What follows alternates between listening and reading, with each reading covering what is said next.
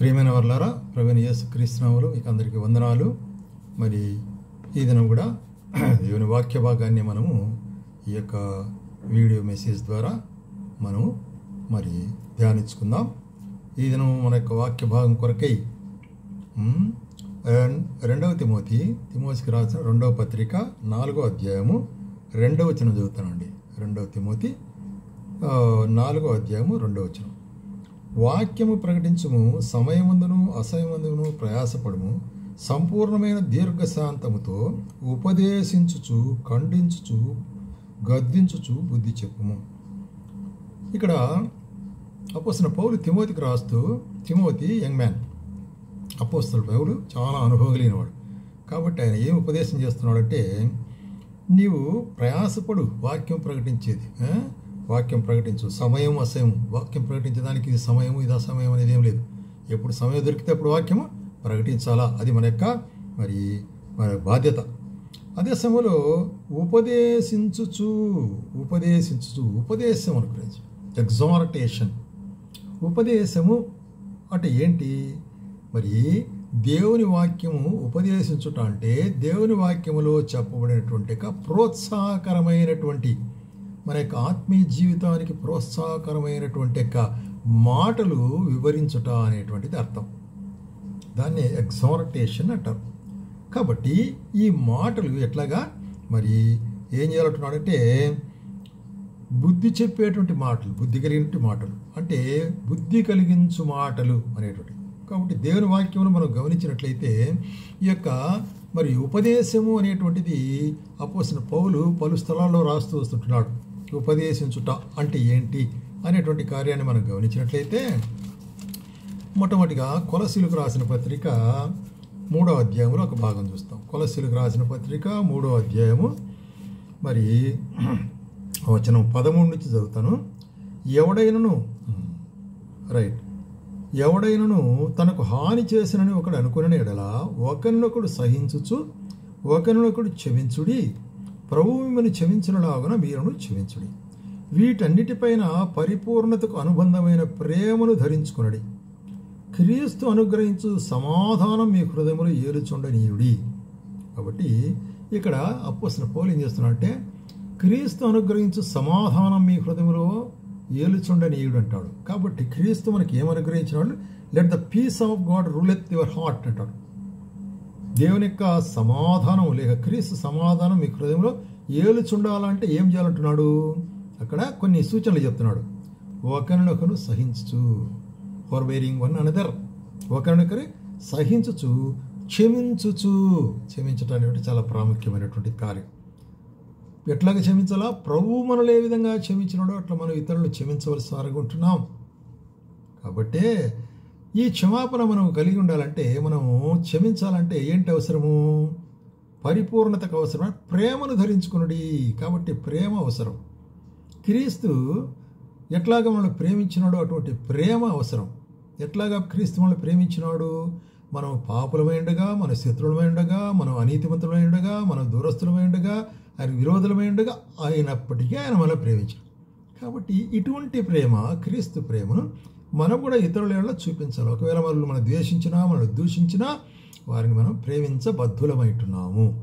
అందుకొరకే ఈ విధంగా చేసినట్లయితేనే క్రీస్తు అనుగ్రహించు సమాధానం మన హృదయంలో ఉంటుంది. మొట్టమొదటిగా ఏది? క్రీస్తు అనుగ్రహించు సమాధానం మనం కలిగి ఉండాలనేటువంటిది ప్రియులారు జాగ్రత్తగా జ్ఞాపకం చేసుకోండి. రెండవదిగా అదే అధ్యాయం 16వ వచనములో, సంగీతములతోనూ కీర్తనలతోనూ ఆత్మ సంబంధమైన పద్యములతోనూ ఒకరికొకడు బోధించుచు, బుద్ధి చెప్పుచు, కృపాసహితముగా మీ హృదయములో దేవుని గురించిన గానము చేయుచు, సమస్త విధములైన జ్ఞానముతో క్రీస్తు వాక్యం మీ హృదయములో సమృద్ధిగా నివసింపనీయుడి. అది క్రీస్తు వాక్యము. Let the word of God dwelleth richly in your heart. కాబట్టి దేవుని వాక్యం సమృద్ధిగా మీ హృదయముల్లో నివసింపనీయుడి అనేటువంటిది ఎట్లాగా సమృద్ధిగా నివసిస్తుంది? అన్ని విధాలుగా ఆయన యొక్క వాక్యాన్ని మనం ధ్యానించాలి. అన్ని విధాలుగా వాక్యానికి మనము మరి దాంట్లో కలిసిపోవాలి.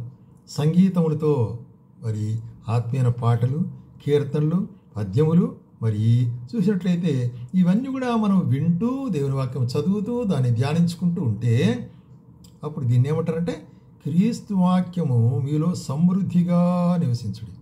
ఎప్పుడైతే క్రీస్తు వాక్యం మనలో సమృద్ధిగా నివసిస్తుందో, సో ఇక్కడ హెచ్చరిక ఏంటంటే క్రీస్తు వాక్యం మీలో సమృద్ధిగా క్రీస్తు వాక్యం ఎప్పుడైతే మనలో సమృద్ధిగా నివసిస్తుందో, మరియు మాట చేత కాక క్రియ చేతనే కానీ మీరేం చేసినను ప్రభువైన యేసుక్రీస్తు ద్వారా దేవునికి కృతజ్ఞత చెల్లించవలసి అనుకుంటాం. Must be thanks giving for all these things to our Lord.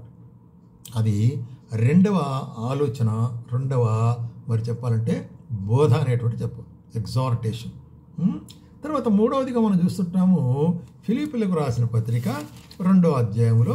ఫిలిప్పీలకు రాసిన పత్రిక 2వ అధ్యాయం 5వ వచనంలో ఏమంటాడు? Let the mind of Christ be in you. Let the mind of Christ be in you అంటే క్రీస్తు యొక్క మనస్సును మీరు కలిగి ఉండుడి. కాబట్టి ఇక్కడ క్రీస్తు యొక్క మనస్సును అంటున్నాడు. మొట్టమొదటి కొన్ని చూసినాము క్రీస్తు యొక్క సమాధానం చూసినాము, రెండవది క్రీస్తు యొక్క వాక్యాన్ని మరి ప్రేమను చూసినాము, మూడవది క్రీస్తు యొక్క మనస్సు మీరు కలిగి ఉండుడి అంటున్నాడు. ఏంటంటే ఇక్కడ క్రీస్తు యేసును కలిగిన మనస్సు మీరు కలిగి ఉండుడి. ఆయన దేవుని స్వరూపం కలిగిన వాడు ఎండి కూడాను అది విడిచిపెట్టకూడని భాగ్యముగా ఎంచుకొనక మన కొరకై మనుషుని రూపంకి వచ్చినాడు. మనుషుని రూపం పుట్టడం మాత్రమే దాసుడుగా మారినాడు. హి వాజ్ సర్వింగ్ పీపుల్ కదా. ఈ లోకంలో ఉన్నప్పుడు యేసు ప్రభు ఇతరులకు సేవ చేశాడు. నేను సేవ చేసేదానికి వచ్చినాడు, సేవ చేయించుకునే దానికి రాలేదన్నాడు. అట్లాగే ఆయన ఏం చేశాడు? మరి సిలువ మరణం పొందినంతగా తను తాను తగ్గించుకొని సిలువలో ఆయన దూషించబడినాడు, వేదన పొందినాడు, తిరస్కరించబడినాడు, అక్కడ కొట్టబడినాడు, అక్కడ పొడవబడినాడు, రక్తమంతా కార్చినాడు. ఎట్లాగా?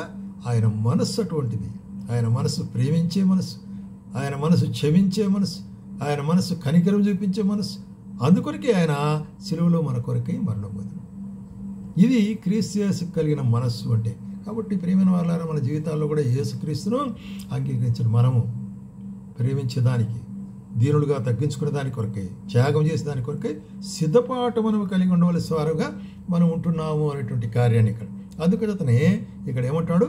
ఆకారమందు మనుషుడుగా కనబడి మరణము పొందినంతగా అనగా సిలువ మరణం పొందినంతగా. ఎందుకు అది చెప్తున్నాడంటే సిలువ మరణం చాలా హీనమైన మరణం. ఆ దినాల్లో చాలా మరి పనికిమాలినటువంటి వారికి ఎంతో ఎక్స్ట్రీమ్గా దుర్మార్గులకు వేసింది. అయితే యేసు ప్రభు దాన్ని స్వీకరించినాడు. అంటే సంపూర్ణంగా తను తాను తగ్గించుకున్నాడు కదా. కాబట్టి ఇక్కడ ఏం అందుచేత మరి తగ్గించుకున్నాడు కనుక ఆయన విధేయత చూపినవాడు కనుక పరలోకముందున్న కానీ భూలోకములో కానీ భూమి కింద ఉన్నా కానీ ప్రతి మోకాలు యేసునామమున ఊగినట్లు హెచ్చించబడి ఉంటున్నాడు. అది అన్ని నామాల కంటే పైన. కాబట్టి ప్రియమైన సోదర నీ జీవితంలో తగ్గించుకున్నట అంటే నీవు హెచ్చించబడతావు. తర్వాత మనము 4వది మనం గమనించినట్లయితే అదే ఫిలిప్పీలకు 4వ అధ్యాయంలో ఏమంటాడు? 4వ అధ్యాయం 5వ వచనములో మీరు సహనము సకల జనులకు తెలియనీయుడి. మీ సహనము, let your patience, let your conversation will be without covetousness. ఎట్లాగా చూసినట్లయితే మీ సహనము సకల జనులకు తెలియనీయుడి, ప్రభు సమీపముగా ఉంటున్నాడు అనేటువంటి కార్యం. ప్రభువు సమీపముగా ఉంటున్నాడు కాబట్టి మన సహనం తెలియపాలి. అందుకొరకే మనం సహనము తెలియజెప్పుకోవాలంటే ఆయన సన్నిధానంలో మన జీవితాల్లో సహనం వహించిన వారు. Patience is very important. Promise and patience వీకన్నే మనము ఆయన వాగ్దానాలను ఓర్పుతో సహనముతో మనం దాన్ని పొందగలిగే వాళ్ళంగా ఉంటున్నాం అన్నమాట. పొందగలిగే వాళ్ళకి ఎట్లాగా? ఓర్పుతోనూ సహనముతోనూ మనము పొందగలిగే వాళ్ళం ఉంటున్నాం ఆయన వాగ్దానం. కాబట్టి సహనము అనేటువంటిది చాలా ప్రాముఖ్యమైనది. ఎందుకంటే దేని గురించి చింతపడకూడదు. So no worry. సో ఎప్పుడైతే మనం చింతపడతామో అప్పుడు మన విశ్వాసం లేదని అర్థం. సో విశ్వాసం కలిగిన వారు చింతపడరు. ఎందుకంటే ఆయన ప్రతి విషయంలో కూడా మనకు సహాయం చేసేవాడు ఉంటున్నాడు. ఎప్పుడు మన ప్రార్థనలు విజ్ఞాపన కృతజ్ఞతాపూర్వకంగా ఆయన తెలియజేస్తే సమస్త జ్ఞానం ఇచ్చిన దేవుని సమాధానం యేసుక్రీస్తు ద్వారా మన హృదయాలకు తలంపులకు కావిలుంటాయి. కాబట్టి మీ సహనము సకల జనులకు తెలియనియుడి అంటున్నాడు ఇక్కడ చూస్తుంటున్నాం. అట్లాగే హెబ్రీయులకు రాసిన పత్రిక మరి 13వ అధ్యాయంలో ఏమంటున్నాడు ఇక్కడ, హెబ్రీయులకు రాసిన పత్రిక 13వ అధ్యాయంలో మరి 5వ వచనంలో ఏమంటున్నాడు చూడండి. ఎస్, ధనాపేక్ష లేని వారై మీకు కలిగిన వాడితో తృప్తి కలిగి ఉండుడి. చాలా ప్రాముఖ్యమైంది. తృప్తికి satisfactory life for a Christian, for a believer. ఉన్నా లేకపోయినా కొరతలో ఉన్నప్పటికీ కూడా అపోస్తలుడైన పౌలు ఉంటాడు, నేను కలిమిలో జీవించగలను, లేమిలోనూ జీవిస్తున్నాను, మరి అన్ని సందర్భాల్లో నేను జీవించగలను అంటాడు. అటువంటి మరి ఎట్లుండాలా, మన జీవితం ఫ్లెక్సిబుల్గా ఉండాలా. అందుకొరకే మీకు కలిగిన వాటి తృప్తి పొందినడు అంటాడు. అంటే మనకు తృప్తి అవసరము. ఎందుకంటే ఆయన ఒక వాగ్దానం ఇచ్చినాడు, నిన్ను ఏమాత్రము విడువను, నిన్ను ఎడబాయనని ఆయన మనకు వాగ్దానం చేసినాడు. కాబట్టి ప్రభువు నాకు సహాయం చేసేడు ఉంటే ఈ మనుషులు ఎవరయ్యా నాకు విరోధంగా వచ్చేది అనేటువంటి ధైర్యం కలిగి ఉండాలి. అటువంటి ధైర్యం మనం కలిగినట్లయితే అప్పుడే మనకు మరి ఎట్లాగుంటామంట, సమాధానం కలిగిన వారం ఉంటాం. కాబట్టి ఇక్కడ చెప్పేటువంటి కార్యం ఏంటంటే తృప్తి కలిగి ఉండుట. దీని గురించి మరి తిమోతి మొదటి పత్రికలో ఒక మాట అంటాడు, తృప్తి కలిగి ఉండుట అనేటువంటిది. చూడండి 6వ అధ్యాయం, మొదటి తిమోతి 6వ అధ్యాయం 6వ వచనం, సంతుష్టి సహితమైన దైవభక్తి గొప్ప లాభసాధకం. మనం ఈ లోకంలోనికి ఏమీ తేలేదు, ఈ లోకంలోని ఏమీ తీసుకుని పోలేదు, కాగా అన్నవస్త్రము గల వారమే వాటితో తృప్తి పొందుదము.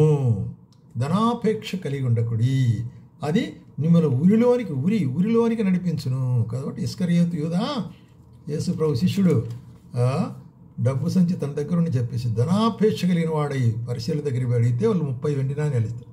ఆ 30 వెండి నాణేలే కాసేపడి యేసు ప్రభువుని అప్పగిస్తాడు. దాని అంతమేమైనది, అయ్యో నేను పాపం చేసినానని చెప్పేసి ఆ వెండి నాణెములు పారబోసి ఊరి వేసుకొని చచ్చిపోయినాడు.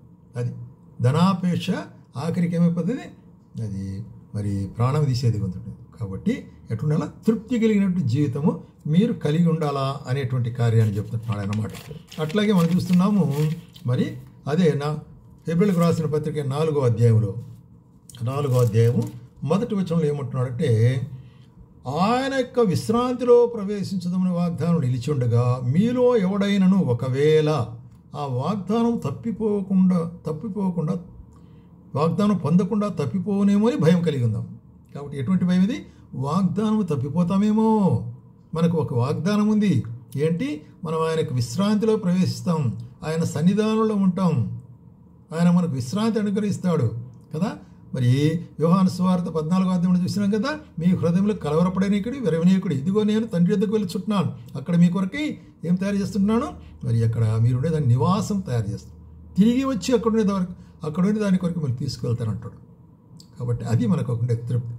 కాబట్టి ఆ విశ్రాంతి మరి మనం ఏమన్నా వాగ్దానాలు మర్చిపోయి తప్పిపోతామేమో. కాబట్టి జాగ్రత్తగా ఉండాలి. మన యొక్క జీవితంలో వాగ్దానం పొందినట్టుగా జాగ్రత్తగా భయము కలిగి ఉందాము అంటాడు. ఎందుకంటే మరి ఇక్కడ చూస్తుంటాడు, ఒక ఉదాహరణ చెప్తుంటున్నాడు ఏంటంటే విశ్రాంతిలో ప్రవేశించున్నాము.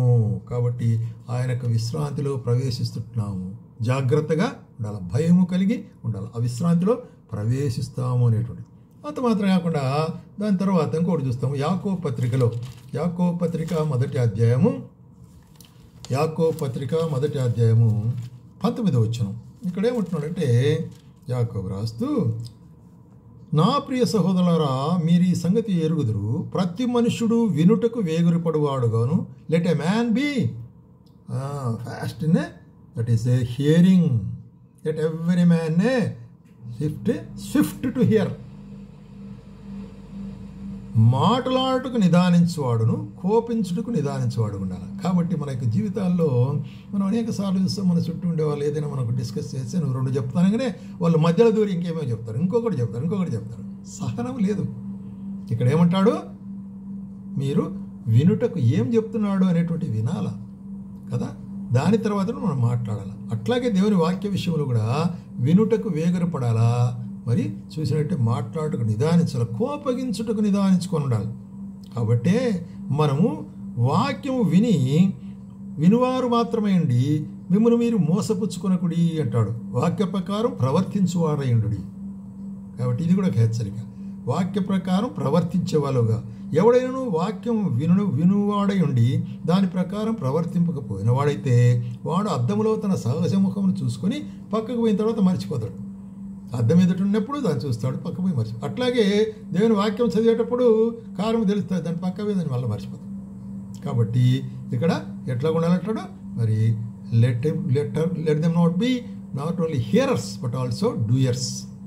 So let's say follow the thing. కాబట్టి ఇక్కడ అపోస్తలుడైన పౌలు ద్వారాను, మరి ఇక్కడ యాకోబు ద్వారాను, పేతురు ద్వారాను, తన భక్తుల ద్వారా మనకి ఏమంటే ఎగ్జార్టేషన్ అంటే హెచ్చరికలు ఏంటి అంటే, మొట్టమొదటిగా దేవుని యొక్క సమాధానం మనం కలిగి ఉండాలి. రెండవదిగా దేవుని యొక్క వాక్యం సమృద్ధిగా మనం కలిగి ఉండాలా. తర్వాత క్రీస్తు యేసు యొక్క మనస్సు మనం కలిగి ఉండాలా. తర్వాత చూసినట్లయితే మరి సహనము కలిగి ఉండాలా.